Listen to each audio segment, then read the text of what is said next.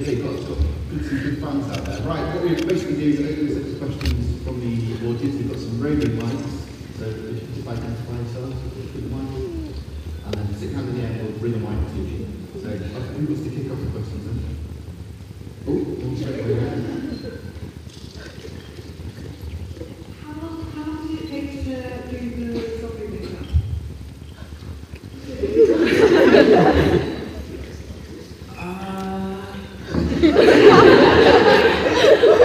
So it depends on how zombie I am. There's 3 states, as you know, medicated, and then there's moose, and then there's rabbit. And rabbit's the big one. About 3 of those? Yeah, 3 hours, yeah. So prosthetic cheeks and forehead and lenses. Just more makeup. We talk about this at the end, just actually been fried in. I look like my face is being fried. Slightly unfortunate. Whereas Nick actually looked really quite handsome when he was just yeah, it's quite a long time, yeah, because they put the layers of prosthetics on, and then there's layer upon layer of makeup, and then obviously the final thing is the contact lenses. But they also do a lot of makeup on our hands. You know, each fingernail was sort of deadened with kind of black makeup in between our fingers, around his arms, and chest exposed. There was all that to do too, so a lot of it. Also your whole little Eurotrip to leave Yes. tunnel. Yeah. Which would they kind of put sort of this black bile stuff that just sort of drip out, and just before a take they just put a bit of makeup in, so it just dribble out. When they talk about contact lenses, you've got somebody in the front row. That's real dedication. Wearing it. I know some of the audience, yeah? Right. Okay, cool. Next question then from the crowd.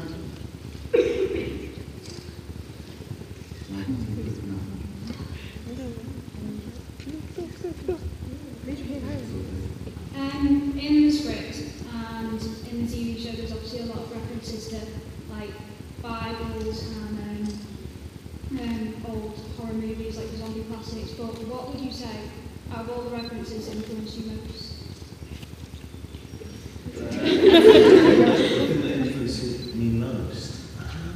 Yeah, like the names of the doctors. I know they're all directors, aren't they? Of some of the zombie classics? Yeah, so the Harlan Weston was named after the first ever zombie movie, White Zombie, and it was directed by, I think it's right, Victor Halpern, and then I think it was John Weston who was the writer. So Halpern and Weston was in North today.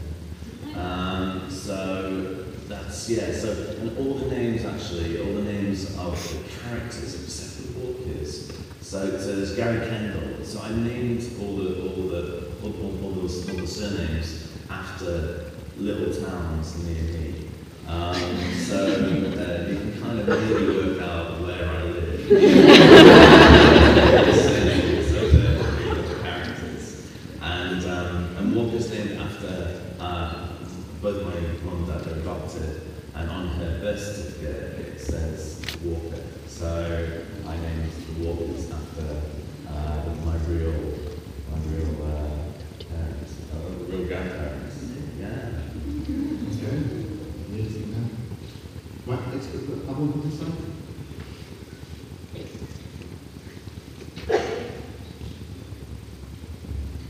Hi. I come from France, so I apologize for my accent. I wanted to ask, so I'm on Tumblr, and I've asked people to talk about, to open discussions about in the flesh and the subject of mental health. And I had a lot of messages and people talking on chat rooms and such about how in the flesh help them in terms of representation, seeing people like them struggling, but at the same time with like a realistic portrayal, a bit like I'm thinking, a bit like my Fat Diary.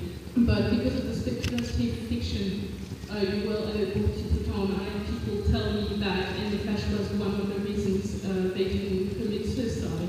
because they saw the after effects of like the currents confronting his family about it, and all that is after it, the dialogue, yes, with his mother that says, don't go this time, and such, and so that was one of the reasons they didn't do it, because of the show. So I wanted to tell you that, and I also wanted to ask you what were your thoughts on the matter, and on the matter of, I guess, mental health advocacy? So I was going to say, it's pretty amazing to hear that. Yeah, it's such a huge. That's such a huge compliment. Thank you very much. I mean, and it was meant to be that. I think because and using the genre as well, kind of, it was a sort of wish, you know, that Kieran had committed suicide, and then he came back and had to kind of face up to what he had done to his family, not just physically but emotionally. And I know families whose sons have committed suicide, and it's like a little nuclear explosion inside the family, and they're never seen again. So so kind of exploring that was a really important part of the show, the series one. Yes, definitely. It's a fantastic look at the whole series, really, at prejudice in general, and I think the way you've done it, you can almost, I think anybody who's facing any kind of prejudice could sort of put that onto the show. And, they're talking about that, because there's moments when you think possibly they're talking about homosexuality or immigrants, or there's phrases that come up. So I think horror is a great genre for that as well. Yeah, completely. I mean, it sort of opened, for me, writing the scripts, it opened it up to me, because In the Flesh started as an idea about a young man who has a psychotic episode, is caught, goes to a treatment centre, is given medication, then comes back to his society, and I was kind of getting stuck on it. And it was feeling very preachy, and it was dealing with one issue, and I want to deal with a lot of issues. And then when I kind of was like, oh, maybe he's not, it's like, maybe he didn't have a psychotic episode, maybe he's a young lad whose relation was great. It kind of opened up all these sort of things that I could talk about, all these things and issues I could talk about without having, using metaphor, and not kind of beating people up on the head with it. Because I know your character, Emily, is incredibly liberated in the show, and that's the way that you react and stuff, it's a bit more repressed. So for me, I thought there was a lot more about prejudice. Yeah, and being other. Otherness. People are frightened of people that are different. Interesting as well that it speaks to people with sort of who are facing prejudice because of mental health issues. And that's not. Okay, a question from the crowd?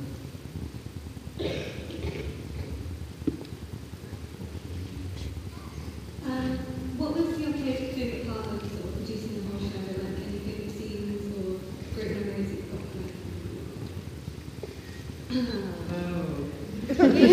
We get on quite well. So it's a real pleasure. I have to say, we feel incredibly lucky to be part of a show that we are so proud of. As an actor, it really is a dream to work on. And one of the directors on the second series said, about Dom's scripts, is like, you just have to say the words and you won't go too far wrong, because he is just such an incredibly talented writer. So before we've even got on set, we're all really excited because we are working on something that we all really, really believe in. And there's a wonderful atmosphere, and the great thing about BBC Three is that it's able to cast people that that they really want, that are really kind of right for the part, rather than getting names in. So the group of actors that work on the show is very brilliant, and all are very committed to the programme, and we've become incredibly good friends. So it's just been great fun. Working with Bevan is a joy. We have a lot of fun. Do you have a favourite scene? Overall series. Very memorable. I mean, the first, coming back to the second series, one of the first scenes we shot was the zombie raid. And that was really fun. And we had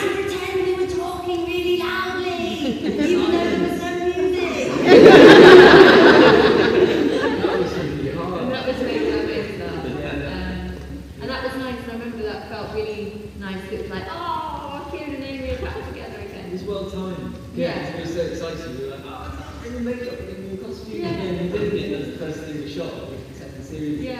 And so we aided that raid, that zombie raid. My shopping. And it's quite funny because when we're working on a scene together and we're both fully zombified, I mean, we're quite blind, so it's a bit like, is that you? Yeah, especially when it's dark. We aim towards each other and It's a bit tunnel. it's a bit tunnel vision. As I'm sure a lot of you are experiencing today. Yeah. Keep drops up. Yeah, keep getting the drops in there, guys. Can't forget the day friends to you. But no, there are lots of very, memorable moments. Moments of hysteria. In a supermarket at 3 in the morning, filming eating people's brains. Weird. Absolutely mad, weren't we? Yeah. Because we were filming, you do lots of night shoots, and so we started work at about 8 o'clock in the evening and finished at about 4 o'clock in the morning. And we were sent off for a nap at 2 for half an hour. And we fell asleep in our trailers and then woke up and we're like, oh, looked in the mirror, horrified, and then just found each other so funny because it was just so disgusting. Horrified. You were awful. I was so awful. It was so awful, and all the kind of drives of, oh, woken up next to a couple like you, love, and stuff like that. I couldn't get the lenses in. I was laughing too much. I couldn't No. get the lenses into my eyes. Okay, we're going to go to another question then with Frank.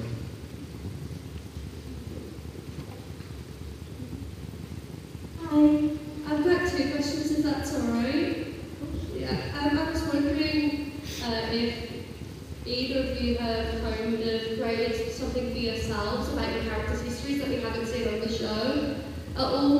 Any like background details that we don't know about yet. I'm also wondering for Dom if you have any advice for someone trying to write their own TV show. Sure.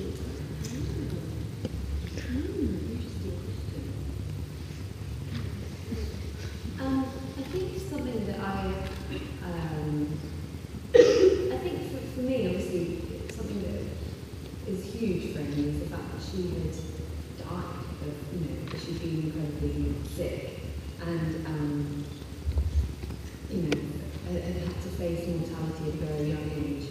And so in terms of my imagination, thinking about her and her experiences, that was that's a huge thing. And to have had to face up to that and come to terms with that. And I sort of felt like she really had sort of come to terms with it. And had her nan, who she was living with, who was sort of her only family member. And they were a little team, and her nan was there and looked after her when she was sick. And then when she comes back to life again as a zombie, she's completely on her own because her nan's died. So she never got to say goodbye to her nan. Her nan got to say goodbye to her. And I think, just as a character, if you face that and you've been through that and then you come back and you've got a second shot of life, you're just going to drink it in and you're going to have every experience. And you're not going to apologise for yourself. You're just going to go, I'm alive, I'm animated, I'm living, I'm here. Who cares? It really puts things in perspective. Who cares what anyone, thinks about me, if I'm this, that, or the other. The most important thing is that I'm living, I'm going to have a brilliant life, and I'm going to, go for it. I don't know if that answers the question. Yeah. There was a whole heap of stuff to think about in terms of what Kieran's life was like before he died, and what, like in terms of hobbies and so like the art kind of background, his love of art, which you see more of in series 2, really, I think, in terms of him wanting to go to Paris and go and be an artist and explore things. But then the whole thing of imagining what it would be like to come back to a life that you opted out of. And, well, what was the name? So the opposite, alien. Yeah, which is why I think here it's meant to be alien, to hold Kieran out of his shell and shake off this kind of. It's not exactly happy being a PTSD sufferer, is it? It's not happy No. in that treatment sense. He didn't want to be a zombie. He didn't want that life, No. and then is brought back and then he's done something, when he did come back, he's done something terrible. It's even worse than it was before. Yeah. He just wants to blend in, doesn't he? He doesn't want to be different. He doesn't want to, but he comes back and he is, you know. And then he is this, he's like the ultimate brother, you know, risen from the dead. Because he was quite the black sheep of that village anyway. Yeah.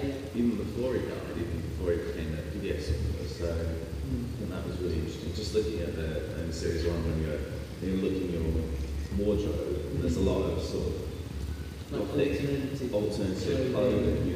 Yeah, he was, it was like he was too creative for that town, you know, Yeah. he was too big for that village.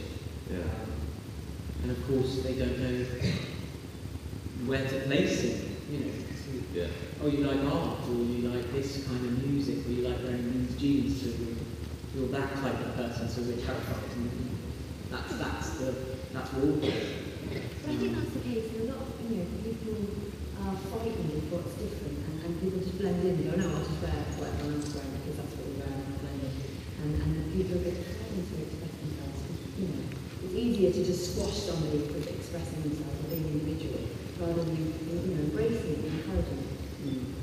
And if you're not in a box, people like to be, well, some people like to have a very clear idea about what somebody is, you know, which comes down to labeling, and what the show doesn't do. It doesn't put a label on anything or anything. There isn't a cliche in it. It's totally your interpretation. Yeah. Baddies, goodies. Brilliant. Should we go for another question from the audience? I was just wondering, from series 2, what do you want to see from the characters in the show that would you like to develop? What was that question? Really sorry. What do you want to see happen in season 3? I would say.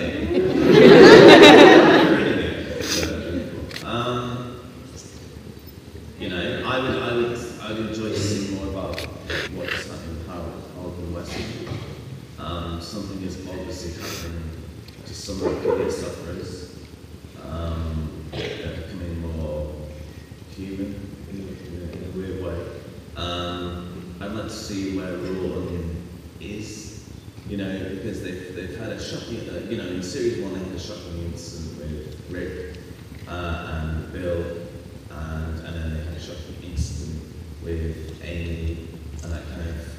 It seems to me that in Rawton they always have a shocking incident, and they kind of go, oh, actually, we're going to calm it down, we're going to get on with each other, and then they just revert back to this kind of narrow-minded view of things. So I would kind of, if there was going to be a series 3, I'd like to push that a little bit more.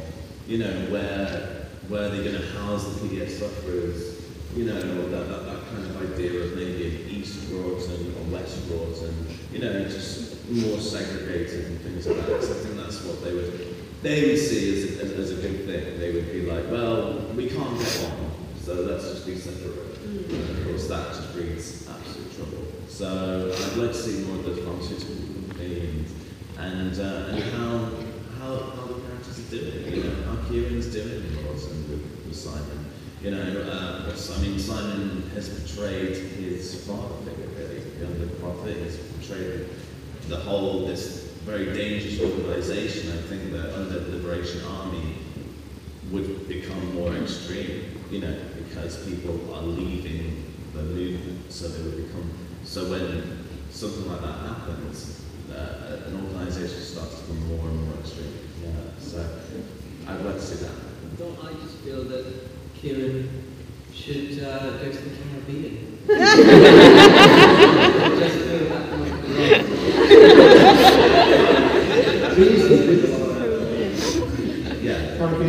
Caribbean, yeah.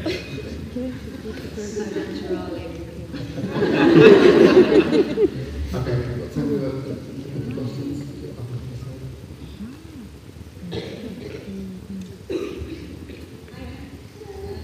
There is a big campaign going on Twitter and Facebook and Tumblr.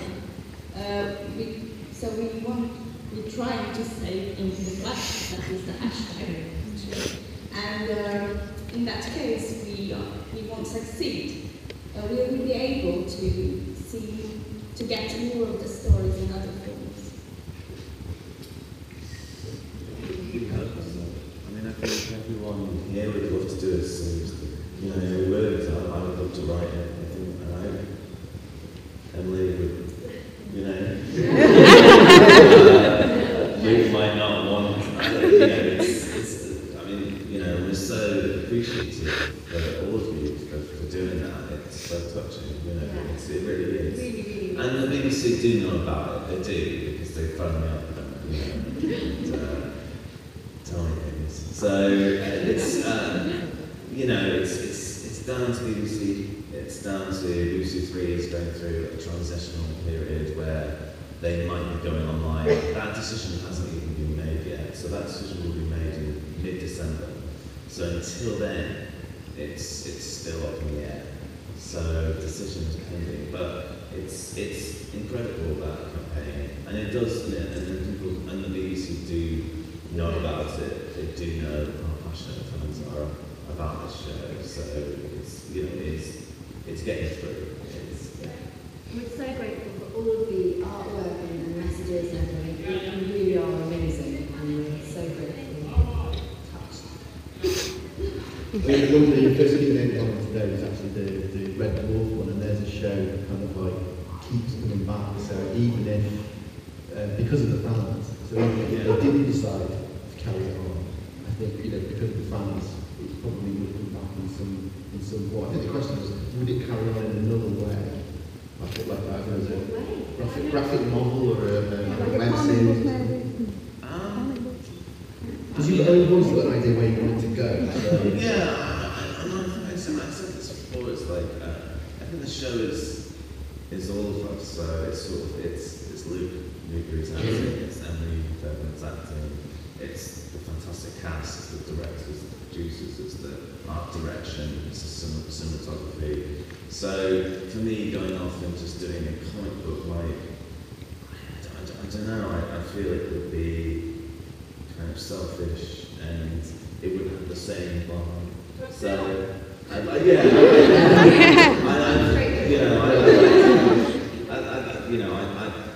ideally I'd like to do it as a little series or one-off, or 2 episodes, or a movie or something like that. Where these guys would be involved. 3D.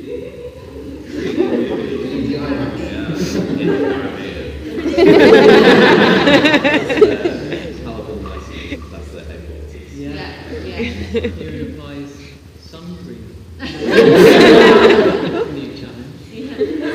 Okay, we've got time for one more question, so let's make it a good one.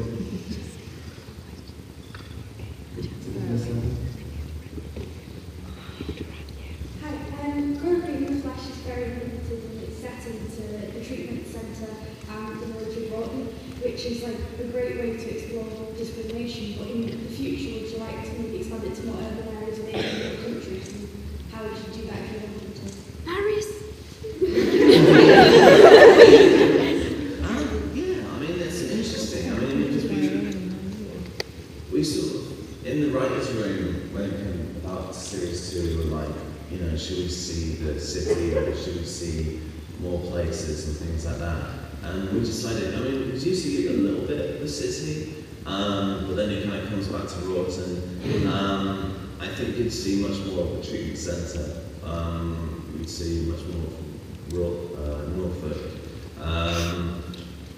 But I kind of like placing it in Rawton because it's like a microcosm of what's happening all around the country.